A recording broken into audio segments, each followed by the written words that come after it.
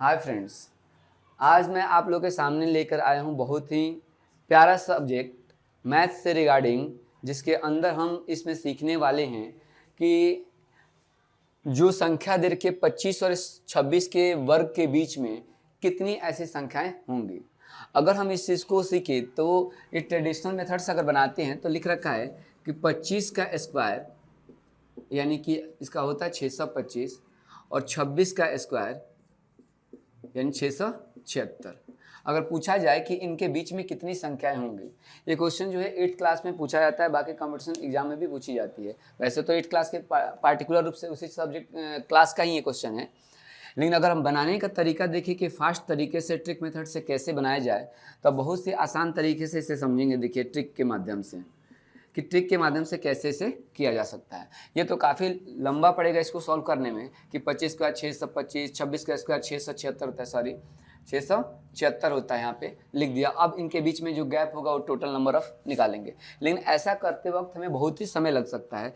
तो इसे आसान तरीके से करने का सबसे बेहतर तरीका है कि इन दोनों संख्याओं को ऐड कीजिए, 25 और 26 ऐड कर दीजिए और इसमें से एक संख्या को क्या कर लीजिए, माइनस कर लीजिए। जोड़ने पर आपका आएगा कितना, 51, 51 में से एक घटा लीजिए, हो गया 50। यानी कि 50 जो होगी यही संख्या जो होगी, इन दोनों को अगर वर्ग करके माइनस करते हैं तो इतनी संख्याएं हमारे बीच में मिलेंगी।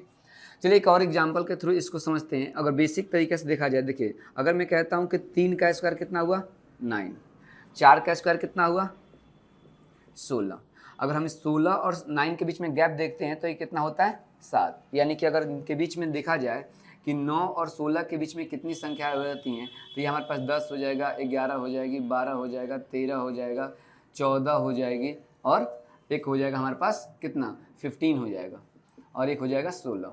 तो इनके बीच में कितनी हो रही है 1 2 3 4 5 6। यानी कि इन दोनों के बीच में अगर देखा जाए तो यहाँ पे 7 आ रहा है, लेकिन एक्चुअल में है कितना 6। यानी कि इन बीच में होना कितना चाहिए था, हमारे पास 6 होना चाहिए था। तो सबसे आसान तरीका है कि चुपचाप क्या करिए, 3 और 4 इसको ऐड कीजिए, कितना है 7, और इसमें से एक माइनस कर लीजिए, हो जाएगा 6। तो आपका डायरेक्ट आंसर निकालने का तरीका जो होगा ये बहुत ही आसान तरीके से आप इसको निकाल सकते हैं बिना इसको स्क्वायर किए हैं। तो इस क्वेश्चंस का आंसर आप कमेंट सेक्शन में ज़रूर बताएं। जो दिया जा रहा है 35 एंड 49 के बीच में, यानी स्क्वायर के बीच में कितनी नंबर ऑफ संख्याएं होंगी, इसके कमेंट सेक्शन में इसका आंसर बताएं। मिलते हैं एक नए वीडियो में, तो धन्यवाद।